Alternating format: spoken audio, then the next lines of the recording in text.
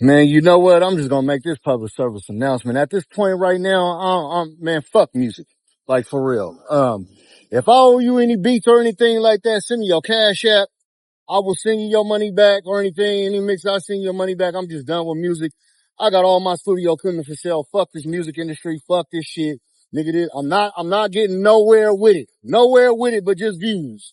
You know what I mean? All these rap niggas is getting on off L Finguz beats and shit like that. My business is fucked up. I never took care of my business. I never did my publishing.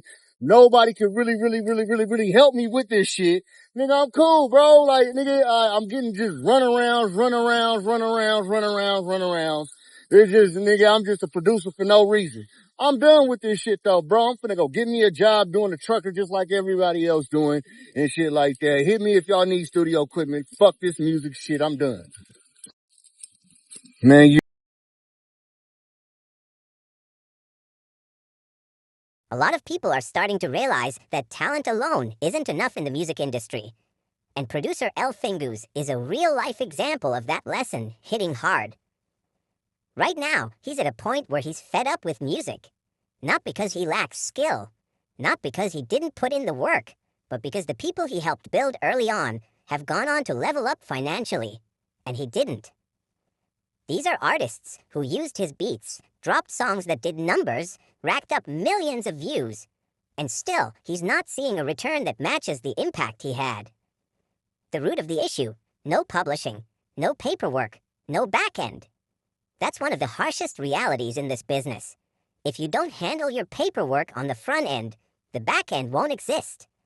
And once those records are out, contracts weren't signed, splits weren't agreed on, publishing wasn't locked in, it becomes extremely difficult, sometimes impossible, to go back and claim what you feel you're owed. And it's not just him. This is a pattern we've seen over and over again. Producers, writers, even entire groups who helped shape the sound of a moment, but didn't structure their business properly. The industry doesn't come with a handbook. Nobody hands you a step-by-step guide when you first start making beats in your room or uploading to YouTube. Most people are learning in real time, off trial and error, off conversations, off relationships. But here's the difference.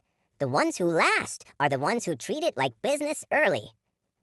It's easy to get excited when someone offers you $300, $500, maybe even $1,000 for a beat. At that stage, it feels like a win, and it is. But what a lot of people don't think about is the long-term value.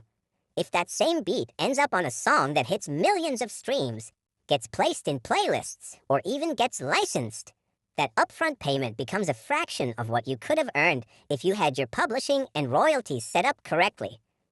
That's why doing your homework is not optional. It's necessary. You have to understand publishing splits, performance royalties, mechanicals, PROs like ASCAP or BMI, and how to register your work. You need contracts, even if it's just a simple agreement at first.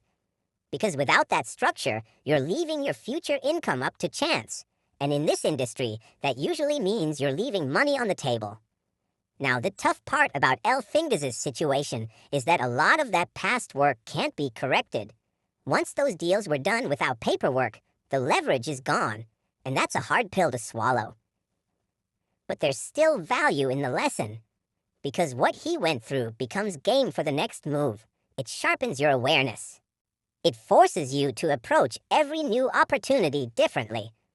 The next beat you sell, the next artist you work with, the next placement you land, you come into it with structure, with knowledge, and with protection. And that's how you flip a loss into a long-term win. Another important lesson here is understanding your worth, but also understanding timing. Early in your career, you might have to take smaller deals to build relationships and exposure. That's part of the grind. But even then, you can still protect yourself with basic agreements. Exposure is valuable, but ownership is what pays. Also, don't rely solely on artists to do right by you.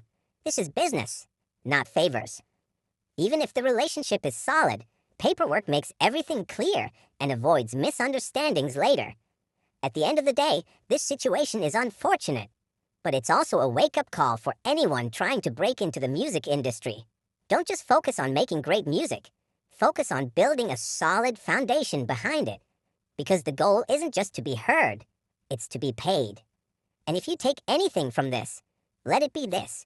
Every beat you make, every song you touch, every opportunity you get, treat it like it could be the one that changes your life. So move like it matters.